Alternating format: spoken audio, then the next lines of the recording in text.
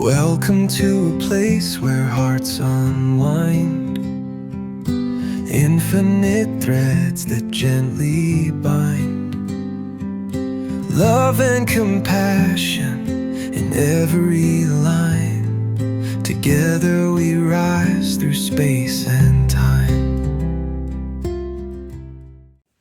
Welcome to Infinite Threads, guys. I'm your host, Bob. Let's be honest. Our minds are complicated, beautiful, mysterious things. But sometimes they are also trapdoors, little hidden panels that open beneath us without warning and drop us into old fears, reactive patterns, or narratives that we thought we'd outgrown. One moment we're walking in peace and presence, and the next we're falling, wondering how we got here again. This episode is about those trapdoors, the psychological and emotional triggers we carry. The stories that whisper, "You are not enough," or "This always ends the same way." It's about the lies that fear tells us, and the way love, true, grounded, compassionate love, can help us spot those traps before we fall, or at least climb back out faster when we do. Let's begin with a truth you already know, but may not always believe. Fear distorts reality. Love reveals it. Fear makes things appear worse than they are. It whispers that people don't care, that your worth is conditional, that if you don't control everything, then everything will fall apart. But love is the lens that clears the fog. When you look through love, suddenly that cutting comment you heard might not be an attack, but a cry for help.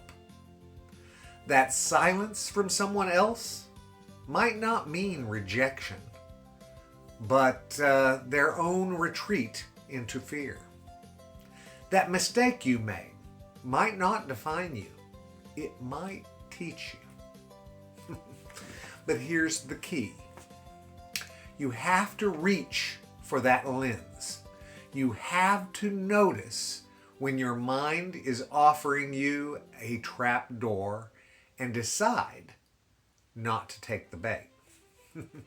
Here are a few of those common trapdoors. And some new words too, by the way.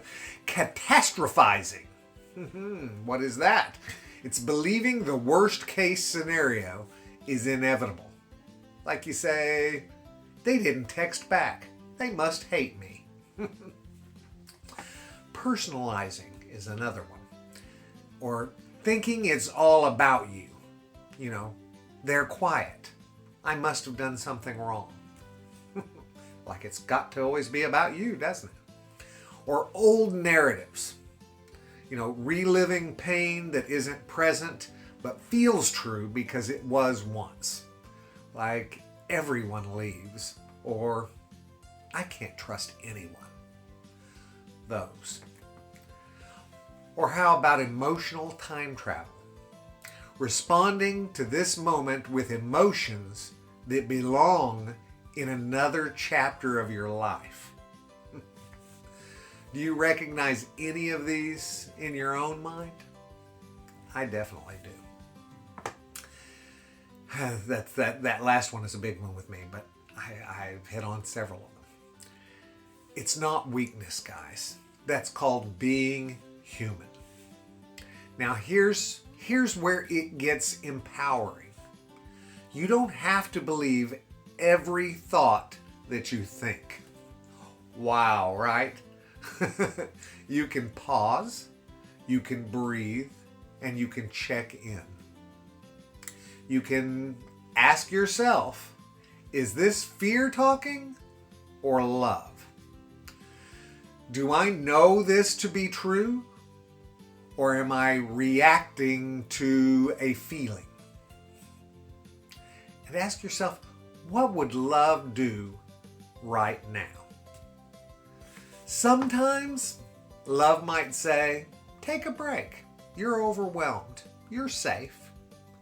Sometimes it might say, speak up. Set a boundary. You're worth it. And sometimes it says, reach out. You're not alone. These are the keys.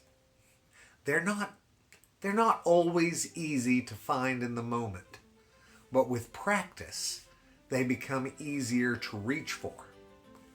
Love, curiosity, compassion, presence. These are all the tools that let us open the door instead of falling through the door. I want to give you one more powerful truth. The faster you can name the trapdoor, the faster you can disarm it. This is very true. Nothing, or how about naming it out loud, or even just in your mind, is like shining a flashlight into a dark corner. Oh, I'm afraid of being rejected, so I'm pulling away first. Or I'm assuming they're all mad at me, and when I really haven't asked them. Or I'm falling into an old script, but I get to write a new one. Guys. That's what Infinite Threads is about. Writing a new script.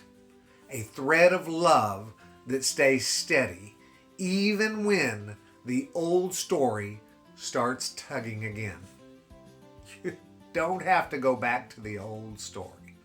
You are not your fear. You are not your pain. You are not your worst day or your most anxious thought.